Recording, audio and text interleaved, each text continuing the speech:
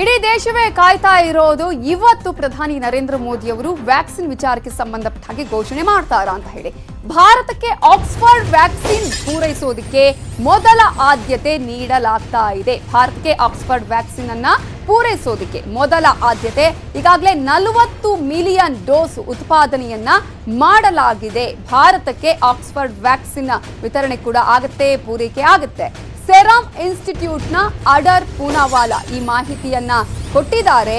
ಜನವರಿಯ ವೇಳೆಗೆ 100 million dose ಸಿದ್ಧ ಆಗಲಿದೆ. ಸೆರಮ್ ಇನ್ಸ್ಟಿಟ್ಯೂಟ್ನಿಂದ ಭಾರತಕ್ಕೆ ಪೂರೈಕೆ ಆಗಲಿದೆ ಅನ್ನೋದನ್ನ ಅವರು ಮಾಹಿತಿ ಹಂಚಿಕೊಂಡಿದ್ದಾರೆ. 90% ಲಸಿಕೆ ಕೇಂದ್ರ ಸರ್ಕಾರಕ್ಕೆ ಪೂರೈಕೆ ಮಾಡಲಾಗುತ್ತೆ. ಪ್ರತಿ ಡೋಸ್ಗೆ 250 ರೂಪಾಯಿಯಂತೆ ಸರ್ಕಾರಕ್ಕೆ ಇದನ್ನ ನೀಡಲಾಗುತ್ತೆ, ಸಪ್ಲೈ ಮಾಡಲಾಗುತ್ತೆ. 10% ಲಸಿಕೆಯನ್ನ ಖಾಸಗಿಯವರಿಗೆ ಮಾರಾಟ ಮಾಡಲಾಗುತ್ತೆ. ಆದ್ರೆ ಇಲ್ಲಿ ರೇಟ್ ಅನ್ನು ಕೂಡ ನಾವು ಗಮನಿಸಬೇಕು. ಖಾಸಗಿಯವರಿಗೆ 1000 ಪ್ರತಿ ಡೋಸ್ಗೆ ಮಾರಾಟ ಮಾಡಲಾಗುತ್ತೆ. ನಾವು ಸರ್ಕಾರಕ್ಕೆ ಯಾವ ರೇಟ್ ಅಂತ ನೋಡಿದ್ವಿ, ₹250 ಅಂತೆ. ಖಾಸಗಿಯವರಿಗೆ 1000 ರೂಪಾಯಿಯಂತೆ ಪ್ರತಿ ಡೋಸ್ಗೆ ಮಾರಾಟ ಮಾಡಲಾಗುತ್ತೆ. ಸಾಮಾನ್ಯ ಫ್ರಿಡ್ಜ್ ಅಲ್ಲೂ ಕೂಡ ಇದನ್ನ ಸಾಗಿಸಬಹುದು. ಆಕ್ಸ್ಫರ್ಡ್ ವ್ಯಾಕ್ಸಿನ್ ಬಗ್ಗೆ ಅಡರ್ ಪೂನಾವಾಲಾ ಈ ಹೇಳಿಕೆಯನ್ನ ಕೊಟ್ಟಿದ್ದಾರೆ, ಮಾಹಿತಿಯನ್ನ ಹಂಚಿಕೊಂಡಿದ್ದಾರೆ.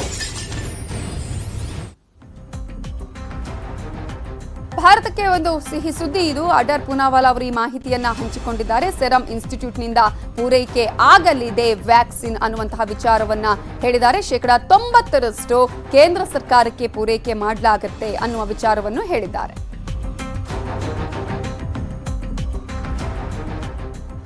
ಒಂದು ವ್ಯಾಕ್ಸಿನ್ ಅದರ ಪರಿಣಾಮ ಎಷ್ಟು ಅಂತ ನೋಡೋದಾದ್ರೆ 1 ವರ್ಷ ಪರಿಣಾಮ ಇರುತ್ತೆ.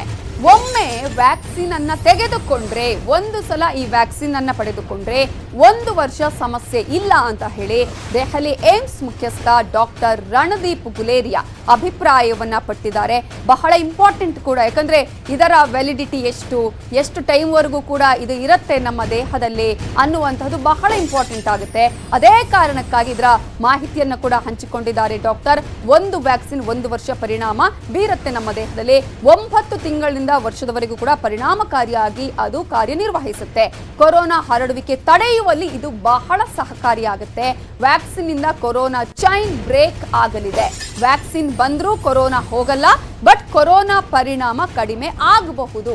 ಕೊರೋನಾ ಸಂಪೂರ್ಣ ನಾಶಕ್ಕೆ ಸಾಕಷ್ಟು ಸಮಯ ಬೇಕಾಗುತ್ತೆ. ಹೀಗೆ ಕಂಟಿನ್ಯೂ ಆಗುವ ಸಾಧ್ಯತೆಗಳು ಇದೆ.